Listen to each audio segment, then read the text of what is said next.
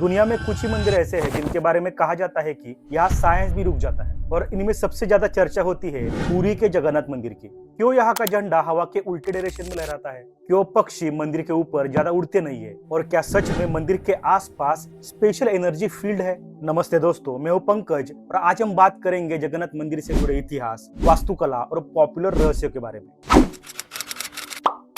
अब सबसे basic architecture और इतिहास के बारे में बात करते हैं। पुरी का जगन्नाथ मंदिर 12वीं सदी में बना कॉलिंग आर्किटेक्चर का सबसे आइकॉनिक एग्जांपल है। इसके मुख्य शिखर की ऊंचाई करीब 214 फीट है। पूरी स्ट्रक्चर पत्थर का है, लेकिन यहाँ की सबसे खास चीज है कि लकड़ियों की मूर्तियां। ये बात आपको चौंका सकती है कि जगन्नाथ, बलभद्र और सुभद्रा, इन तीनों की मूर्तियां नीम की हौली लकड़ी से बनती है और इन्हें समय समय पर बदला भी जाता है। इसे कहते हैं नवकलेवर। इतिहासकारों के अनुसार ये परंपरा कम से कम 100 साल पुरानी है, इसलिए इस मंदिर का धार्मिक पहलू और इंजीनियरिंग एस्पेक्ट दोनों एक साथ चलते हैं। अब नवकलेवर के वैज्ञानिक पक्ष के बारे में बात करते हैं। अब सवाल यह है कि मूर्तियां क्यों बदली गई? क्योंकि unlike stone idols, wooden idols की लाइफ लिमिटेड होती है। समुद्र के पास का ह्यूमिड वातावरण लकड़ी को धीरे धीरे कमजोर कर देता है। हीट, मॉइस्चर और नेचुरल डीके ये सब मिलाकर मूर्ति को कुछ वर्षों में कमजोर बना देती है। नीम की लकड़ी नेचुरली स्ट्रॉन्ग होती है, लेकिन फिर भी 10-20 साल के साइकिल के बाद इसे बदलना प्रैक्टिकल होता है। यानी धार्मिक कारणों के साथ साथ इसका साइंटिफिक और स्ट्रक्चरल लॉजिक भी है।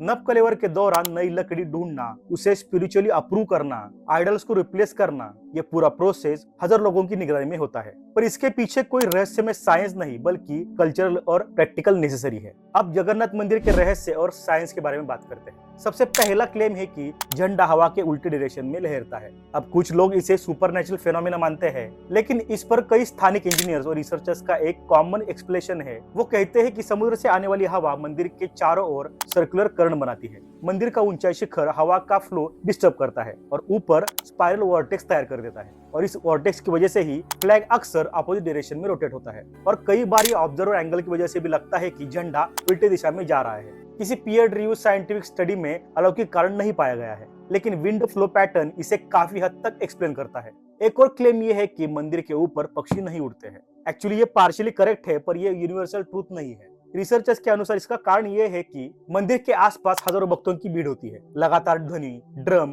घंटियां, हाई नॉइज लेवल, आसपास रूफटॉप्स और वायर्स का complex pattern, windy conditions, coastal climate, heat updrafts जो टॉल स्ट्रक्चर के पास बनते हैं, इन सब की वजह से बर्ड्स नेचुरली वहां फ्लाई कम करते हैं। और वर्ल्ड के कई बड़े बड़े मॉन्यूमेंट्स के ऊपर हमेशा बर्ड्स कम ही उड़ते हैं, ये रेयर नहीं है। तीसरा क्लेम है कि मूर्तिज आर अलाइव। कई भक्त ये महसूस करते हैं कि जगन्नाथ की मूर्तियां जीवित लगती है। अब वैज्ञानिक दृष्टि से देखा जाए तो लकड़ी के टेक्सचर्स, रंगों का ग्रेजुअल चेंज, नवकलेवर का रिचुअल रिप्लेसमेंट और भक्तों की साइकोलॉजिकल अटैचमेंट, इन सब का मिक्स लोगों को लिविंग प्रेजेंस का एहसास देता है। अब इस दावे का कोई साइंटिफिक मेजरमेंट अवेलेबल नहीं है, लेकिन कल्चरल साइकोलॉजी इसे अच्छी तरह से एक्सप्लेन करती है। चौथा क्लेम है कि एनर्जी फील्ड, ईएमएफ और हाई मैग्नेटिक्स फील्ड। इंटरनेट और सोशल मीडिया पर कई लोग कहते हैं कि यहाँ अनयूजुअल इलेक्ट्रोमैग्नेटिक फील्ड है, लेकिन एक्चुअल साइंटिफिक डेटा क्या कहता है? अभी तक किसी भी मेजर यूनिवर्सिटी या गवर्नमेंट के द्वारा कोई वेरीफाइड मैग्नेटोमीटर स्टडी अवेलेबल नहीं है। कोई पीयर रिव्यूड प्रूफ नहीं है कि यहाँ यूजुअली हाई ईएमएफ है।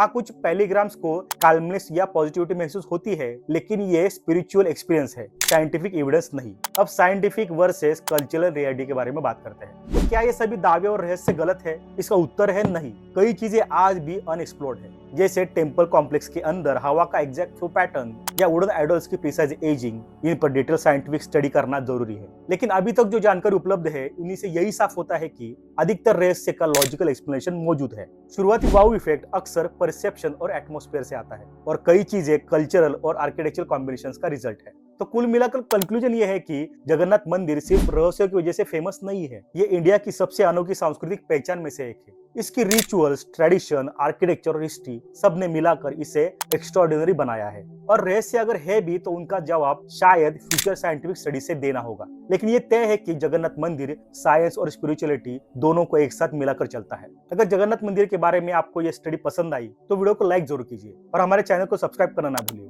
और हमें कमेंट में बताइए कि जगन्नाथ मंदिर के बारे में आपको क्या क्या जानकारी है। मिलते हैं अगले वीडियो में, तब तक के लिए गुड बाय।